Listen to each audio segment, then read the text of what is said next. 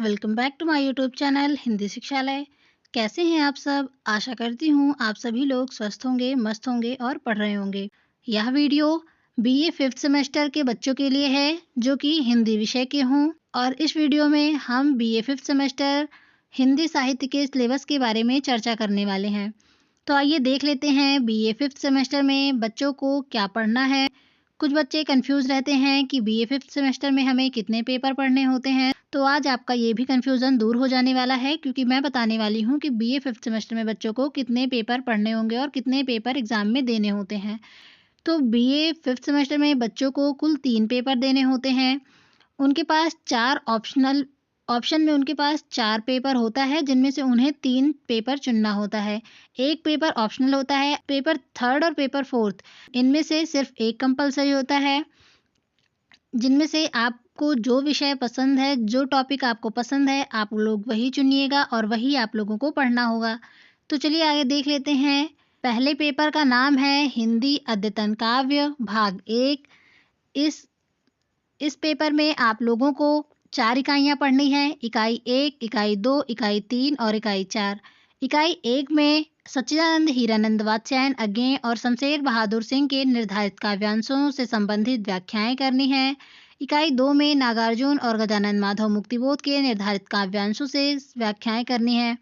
इकाई 3 में सच्चिदानंद हीरानंद वात्स्यायन अज्ञेय और शमशेर बहादुर सिंह पर आधारित आलोचनात्मक प्रश्न करने हैं। और अगली इकाई 4 में नागार्जुन और गजानन माधव मुक्तिबोध पर आधारित आलोचनात्मक प्रश्न करने हैं। आगे अगला पेपर है अगले पेपर का नाम है हिंदी अद्यतन काव्य भाग 2। पेपर में हमें इकाई 1 में भवानी प्रसाद मिश्र और धर्मवीर भारती के निर्धारित काव्यांशों से संबंधित व्याख्याएं करनी हैं। इकाई 2 में रघुवीर सहाय और सुदामा प्रसाद पांडे धूमिल के निर्धारित काव्यांशों से संबंधित व्याख्याएं करनी हैं। इकाई 3 में भवानी प्रसाद मिश्र और धर्मवीर भारती पर आधारित आलोचनात्मक प्रश्न करने हैं। इकाई 4 में रघुवीर सहाय और सुदामा प्रसाद पांडे धूमिल पर आधारित आलोचनात्मक प्रश्न करने हैं। आगे देख लेते हैं अगला पेपर कौन सा है। अगला पेपर है हिंदी भाषा तथा काव्यांग परिचय। ये आपका ऑप्शनल है। अगर आपका विचार है कि आप ये अच्छे से पढ़ सकते हैं तो आप लोग इस पेपर को पढ़ सकते हैं, या फिर आगे आने वाला एक और पेपर है जो कि हिंदी व्याकरण पर आधारित है। तो पहले ये वाला देख लेते हैं, उसके बाद उधर जाएंगे।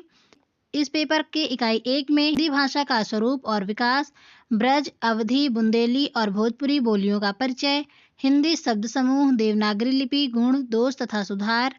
इकाई 2 में काव्य स्वरूप, काव्य हेतु और काव्य प्रयोजन पढ़ना है। इकाई 3 में रस तथा उसके अवयवों का सामान्य परिचय, बरवय, सवैया, रोला, कवित्व, दोहा और चौपाई, सोरठा आदि छंदों के बारे में पढ़ना है। इकाई 4 में अलंकार पढ़ना है। यमक, श्लेष, उपमा, उत्प्रेक्षा, रूपक, असंगति, विभावना, विशेषोक्ति, आपनुति, व्यतिरेक और प्रतीप, ये सारे अलंकार पढ़ने हैं। अगला पेपर है हिंदी व्याकरण।